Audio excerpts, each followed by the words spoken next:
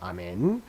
오늘도 말씀과 기도로 수요일 하루를 시작하는 우리 모든 성도들 가운데 하나님의 놀라운 은혜가 언제나 함께하여 주시기를 주님의 이름으로 간절히 축원드립니다.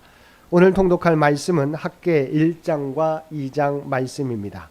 학개서는 1차적으로는 바사왕 고레스의 포로 귀환과 성전 재건 허가 칙령에 따라서 BC 537년 제1차로 본토로 귀환한 이스라엘 백성들이 그 이듬해인 BC 536년 시작된 성전 재건 사업이 정초식을 마치고 얼마 되지 않아 중단되어 16년이나 방치되어 온 사실을 배경으로 하고 있습니다. 이처럼 성전 재건이 중단된 것은 사마리아인들의 질시와 방해 공작, 폐허와 황무지로 변한 유다 땅에서의 힘든 노역과 주변 민족들의 약탈과 자연재해로 말미암은 선민 이스라엘 백성들의 영적인 나태 때문이었습니다.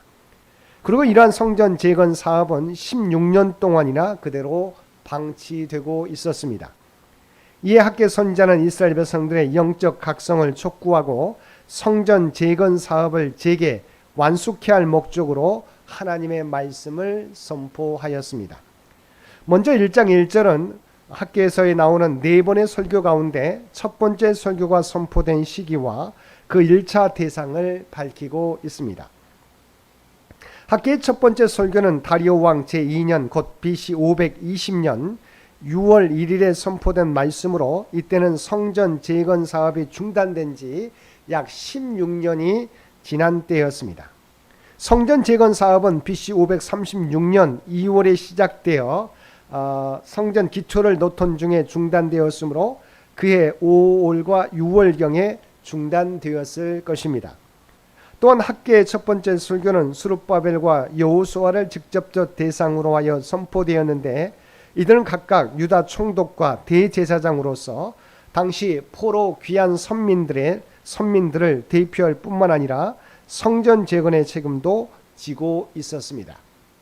특히 스룹바벨은 정치 지도자로서 성전 건축에 대한 총괄적인 책임을 지고 있었던 바 제2성전이 스룹바벨 성전으로 불리는 것은 이 때문입니다.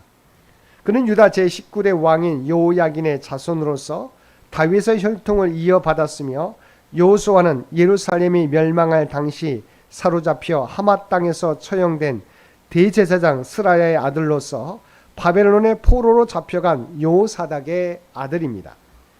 다음 2절은 하나님께서 이스라엘 백성들이 성전 재건 사역을 미루는 현실을 지적하시는 내용입니다.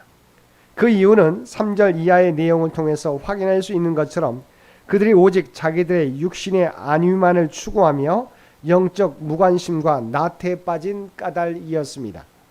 따라서 그들은 하나님으로부터 준엄한 책망을 듣지 않을 수 없었습니다.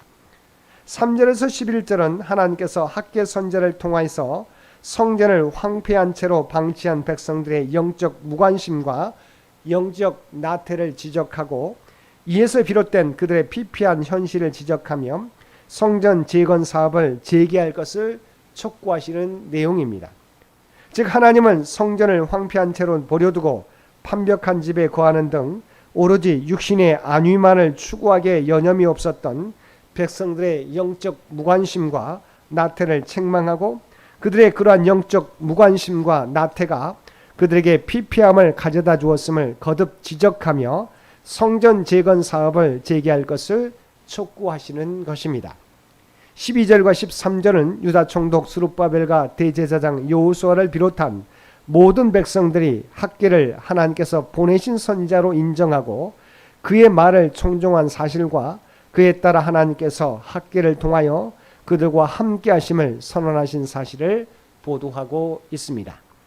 그리고 이어지는 14절과 15절은 스룹바벨과 여호수아를 비롯한 모든 백성들이 하나님의 감동을 받아 마침내 학개가 처음 여호와의 말씀을 선포한 지 23일 만인 BC 520년 6월 24일에 성전 재건 사업을 재개한 사실을 보도하고 있습니다. 여기서 백성들이 성전 재건 사업을 첫 설교를 들은 때로부터 23일 만에 재개한 것은 아마도 당시가 추수 때로서 일단 서둘러 추수를 마치고자 하였기 때문일 것입니다. 이렇게 16년 동안이나 중단되었던 성전 재건 공사는 마침내 다시 진행되었으며 이때로부터 4년 6개월 정도가 지난 다리오 제6년 곧 BC 516년 12월 3일에 마침내 성전은 완공되었고 하나님께 봉헌할 수 있었습니다. 이러한 성전 공사 기간은 스룹바벨 성전이 비록 솔로몬 성전에 비하여 초라하다고 할지라도 그 규모 면에서는 차이가 없었을 뿐만 아니라 사마리아인들의 방해와 경제적 환경적 어려움들, 건축 기술자들의 부족, 그리고 솔로몬 성전이 7년의 건축 기간이 소요된 점을 고려해 볼 때 매우 짧은 것이라 아니할 수 없습니다. 이는 하나님의 책망과 공고를 들은 포로 귀한 선민들이 얼마나 열심을 다해 성전 건축에 임했는지 가능케 해 줍니다. 이러한 본문은 우리에게 중요한 교훈을 주고 있는데 성도들은 하나님의 말씀을 들을 때 이에 즉각적이고도 신속하게 반응해야 한다는 것입니다. 하나님의 놀라운 역사는 우리가 하나님의 말씀에 신속하게 반응하여 순종할 때 나타나기 때문입니다. 2장 1절에서 9절까지 말씀에서는 학개가 BC 520년 6월 1일부터 9월 24일 사이에 선포한 4편의 설교 가운데 그 두 번째 설교에 해당하는 부분입니다. 이 두 번째 설교는 새 성전의 우월한 영광 약속을 통해서 성전 재건 공사에 열심을 내도록 격려하는 것을 그 내용으로 하고 있습니다. 두 번째 설교는 첫 번째 설교와 마찬가지로 백성들의 대표이자 성전 건축의 책임을 맡고 있었던 스룹바벨과 여호수아를 1차 대상으로 선포되었습니다. 그리고 설교가 선포된 시기는 다리오 제2년 7월 22일로서 이때는 첫 번째 설교가 선포된 때로부터 1개월 21일이 지난 때이고 포로 귀한 선민들이 성전 재건 사업을 재개한 때로부터는 한 달이 조금 못된 때였습니다. 이 두 번째 설교에서 하나님은 먼저 새 성전이 솔로몬 성전에 비하여 외형적으로 초라해 보이지만 그럼에도 불구하고 스스로 굳세게 하여 성전 건축에 임할 것을 독려하시고 있습니다. 특별히 4절에서 하나님은 스스로 굳세게 하라는 명령을 성전 건축의 총책임자인 총독 스룹바벨과 대제사장 여호수아와 포로 귀한 선민 전체를 향하여 삼중적으로 전달하시므로 포로 귀한 선민들이 마음을 강하게 하여 성전 건축에 임해야 함을 매우 강조하고 있습니다. 그리고 이어 당신의 영이 그들 가운데 머물러 계심을 주지시킴과 아울러 그들이 성전 재건에 어려움이 없도록 국제 정세적으로나 경제적으로 도우시고 새 성전의 영광을 솔로몬 성전의 영광보다 크게 하실 것임을 약속하여 그들을 위로 격려하시고 있습니다. 10절에서 19절은 학개의 세 번째 메시지입니다. 먼저 11절에서 14절에서 하나님은 축복의 선언에 앞서 학개 선지자에게 제사장들과 더불어 의식적 부정규례와 관련한 몇몇 신뢰에 대한 문답을 행할 것을 명하십니다. 이는 그에 의거하여 선민의 새로운 삶의 추구를 위한 성전 재건 사역 재개 이전까지의 포로 귀한 선민들의 타락과 부정을 지적하기 위함입니다. 첫 번째 질문은 사람이 옷자락에 거룩한 고기를 쌓는데 그 옷자락에 다른 음식물 등에 닿을 경우 그것이 거룩하여지겠느냐는 것이었습니다. 이에 대한 제사장들의 답변은 아니라는 것이었는데 이는 의식법에 따른 것이었습니다. 이 하나님의 첫 번째 질문은 포로 귀한 선민들이 성전 지대를 놓기까지의 의식적, 형식적 신앙을 지적하기 위한 것이었습니다. 그래서 거룩한 고기를 싼 옷자락은 제사의식을 상징하는 것으로 하나님의 질문의 의도는 포로 귀한 선민들이 제사의식에 참여하는 의식적 신앙 행위만으로는 거룩하여지지 않고 하나님을 기쁘시게 할 수 없다는 것을 지적하기 위한 것이었습니다. 즉 진심으로 하나님을 경외해야 거룩해지고 하나님을 기쁘시게 할 수 있음을 지적하신 것입니다. 다시 말하면 형식적인 제사의 모습만으로는 하나님을 기쁘시게 할 수 없다는 것입니다. 두 번째 질문은 시체를 만져 부정한 자가 다른 것을 만지면 그것이 부정하겠느냐는 것이었는데 제사장들은 그렇다고 대답하였습니다. 하나님께서 이 질문을 하신 이유는 단순히 그들의 타락과 부정의 상태를 책망하고 정죄하기 위함이 아니라 새 성전 공사 재개를 시작으로 펼쳐질 복된 삶을 살기에 합당한 모습을 가질 것을 촉구하기 위함이었습니다. 다음으로 15절 19절에서는 새 성전 공사 재개를 기점으로 하여 이전의 징계로 인한 피폐한 삶의 종결과 축복의 삶의 시작을 약속하시고 있습니다. 즉 하나님은 포로 귀한 선민들을 향해 성전 지대가 놓은 오늘 이전의 피폐한 그들의 삶을 회상할 것을 거듭 촉구하시며 이제 오늘 이후로는 복을 주실 것임을 선언하신 것입니다. 네 번째 설교는 세 번째 설교와 같은 날에 선포된 것으로 스룹바벨 한 사람을 대상으로 선포되었는데 종말론적 열국 심판 예언 및 그의 복된 피택 및 유임의 약속을 그 내용으로 하고 있습니다. 하나님께서 스룹바벨 개인을 향해 이처럼 네 번째 메시지를 주신 것은 1차적으로 그가 제2성전 건축의 총책임이라는 막중한 사명을 갖고 있었기 때문으로 그 내용은 그를 격려하기 위한 것이었습니다. 그러나 보다 궁극적으로 볼 때 여기서 호명된 스룹바벨은 장차 오실 메시아를 예표하는 것으로서 종말론적인 심판과 메시아의 복된 피택 및 통치권 위임에 대하여 말씀하기 위함입니다. 먼저 21절 하반절에서 22절에서 하나님은 열국을 심판하실 것임을 말씀하고 있습니다.